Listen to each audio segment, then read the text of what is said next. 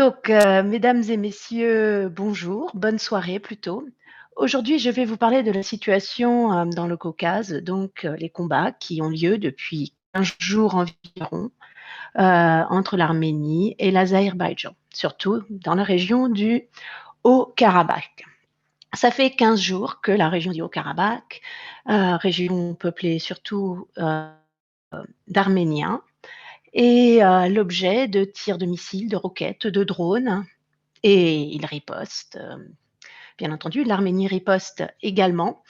Les civils sont forcés de vivre dans leurs caves, ils sont aux abris. Les villes sont tout simplement des terrains.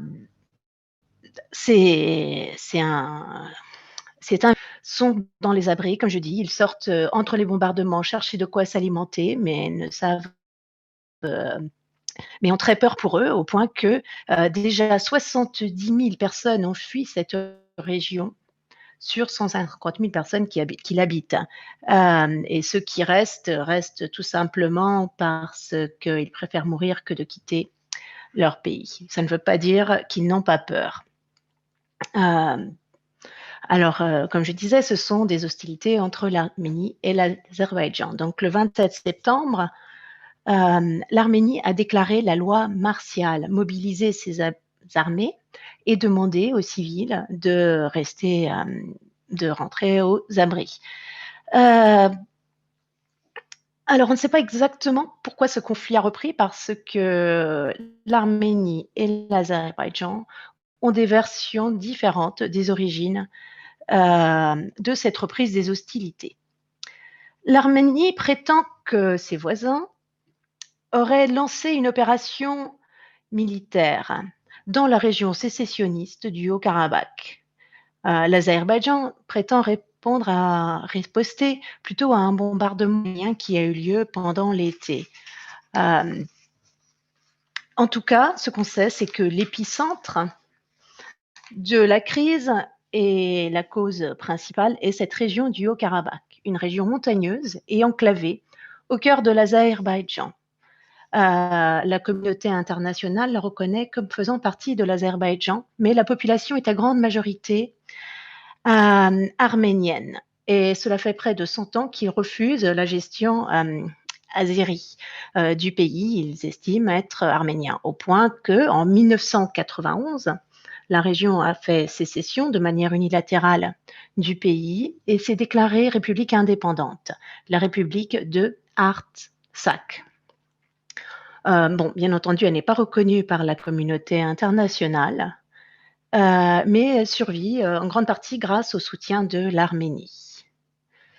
Depuis 1991, donc, les tensions sont constantes, plus ou moins présentes, et on ne voit pas de paix en perspective. Il y a eu un vague espoir en 2018, suite à la révolution arménienne, quand il y a eu un changement radical dans la classe politique.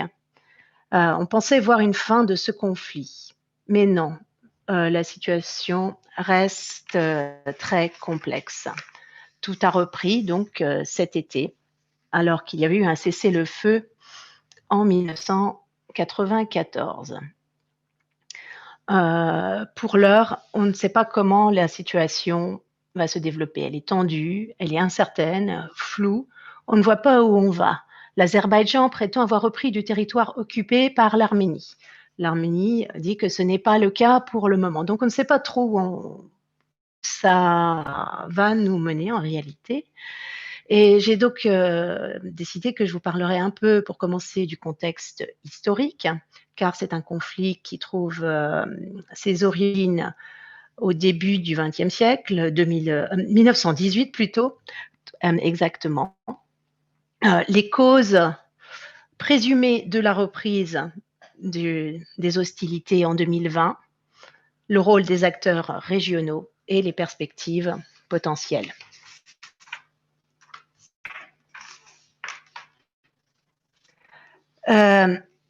Donc voilà, comme je le disais, l'Azerbaïdjan a repris du territoire.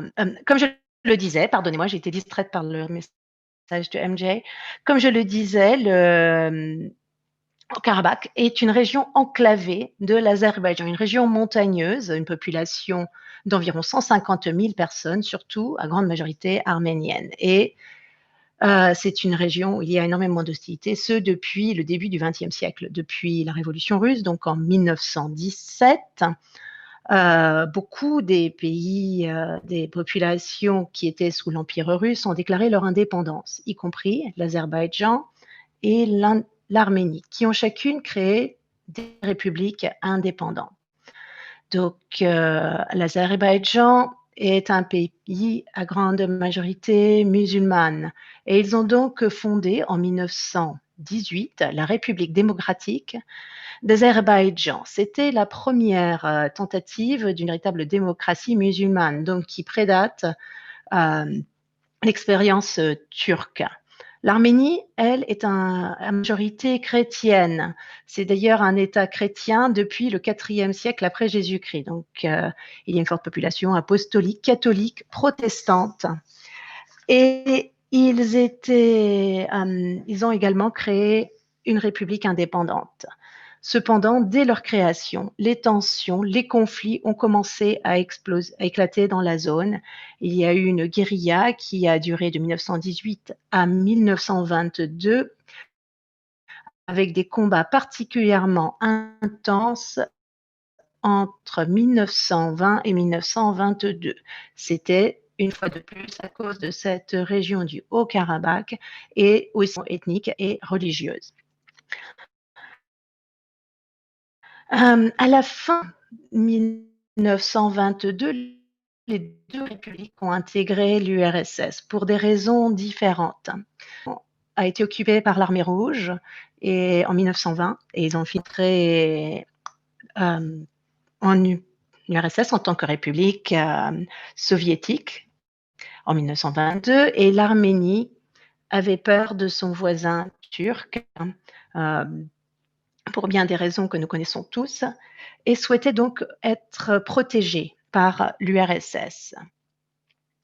Entre 1922 et 1991, donc ces deux républiques étaient des républiques soviétiques et ont connu une période de paix et de quasi-amitié, malgré quelques conflits. En 1948, par exemple, il y a eu un conflit, et en 1964, il y a eu de grandes manifestations sur lesquelles on ne sait malheureusement pas grand-chose, parce que les médias n'ont pas beaucoup parlé de cette question, du fait que c'était en effet l'URSS. Cependant, à la fin de la guerre froide, avec l'effondrement de l'URSS, les tensions ont repris. Entre 1991 et 1994, les deux pays ont une fois de plus été en guerre. L'Arménie a déclaré la victoire.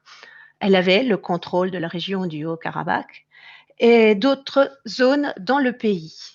Un cessez-le-feu a été déclaré en 1994 suite à une série de négociations multilatérales, mais il y a eu pas d'accord de paix, aucun accord de paix n'a été signé. Il y a eu d'ailleurs une reprise des conflits en 2016.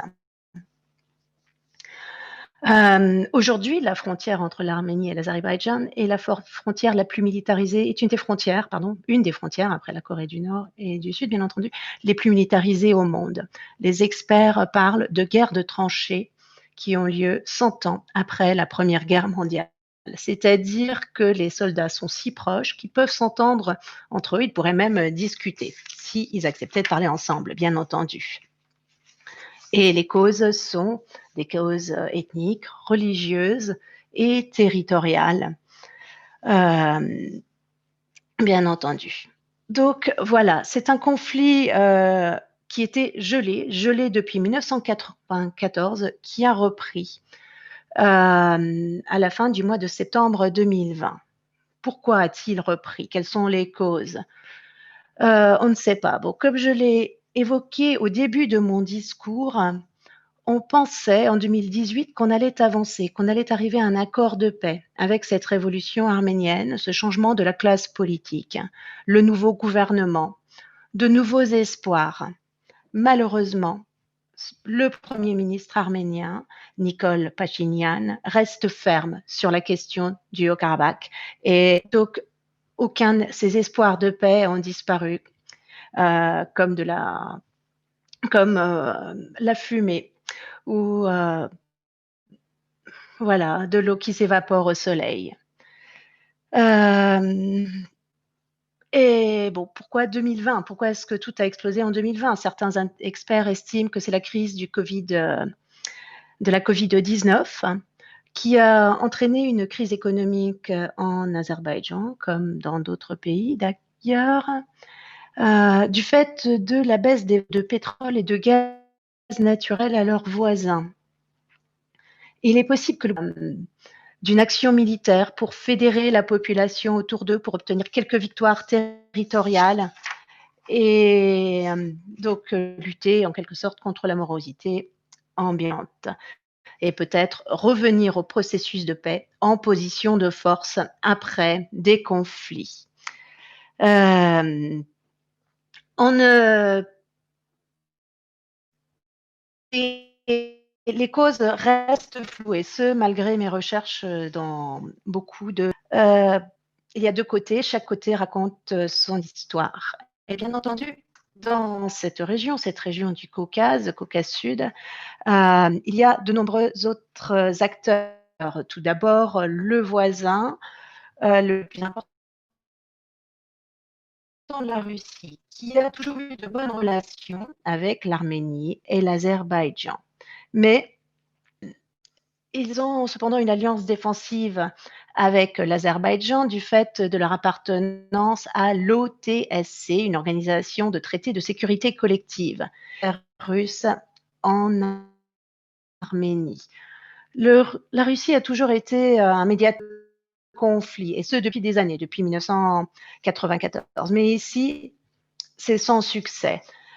En 2016, d'ailleurs, le Premier ministre russe, qui à l'époque s'appelait Dmitri Medvedev, est allé à Bakou et Erevan pour négocier. Et le ministre des Affaires étrangères, Sergueï Lavrov, a également fait la navette, la fameuse diplomatie de la navette, comme on dit, entre les deux pays, sans arriver à un véritable accord de paix. Pour l'instant, la Russie ne se prononce que la situation empire. Le Premier ministre arménien prétend qu'il n'envisage pas d'obtenir le soutien de Moscou. L'Iran, quant à l'Iran, c'est un pays frontalier de l'Azerbaïdjan, de l'Arménie, qui a toujours eu un rôle de contrepoids qui réussissait à stabiliser la zone. Mais visiblement, il ne souhaite pas s'engager dans les hostilités et ne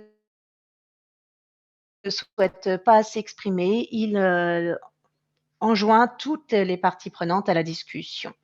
La Turquie, quant à elle, soutient l'Azerbaïdjan. Ils ont des liens linguistiques, en effet, des liens de l'Arménie suite aux accusations de génocide de arméniens pendant la Première Guerre mondiale.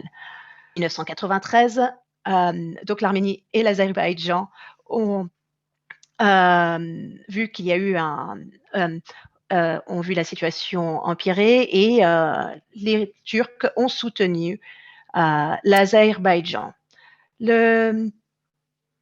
Alors, on ne sait pas exactement quelle est la position de la Turquie actuellement. Certains médias prétendent que des centaines de rebelles syriens et de civils syriens ont été envoyés en Azerbaïdjan par la Turquie pour justement aider les combattants azéris. Mais la Turquie nie de soutenir Bakou.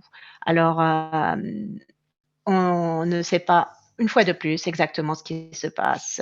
Il n'y a pas encore d'intervention directe, ce qui ne ferait que compliquer la situation, mais on ne sait pas ce qui va advenir. Donc, En conclusion, cette situation est très inquiétante. Pour l'heure, il y a plus de 400 blessés, plus d'une centaine de morts et 70 000 personnes ont fui leur foyer. Euh, la diplomatie n'arrive pas à mettre un terme au conflit.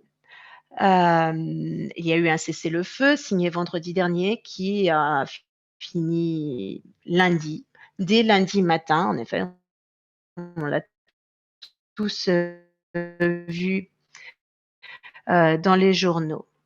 La guerre continue, elle coûte énormément de vies, elle fait que les jeunes qui voient cette situation de plus en plus frustrés, ce qui est de très mauvais augure pour l'avenir.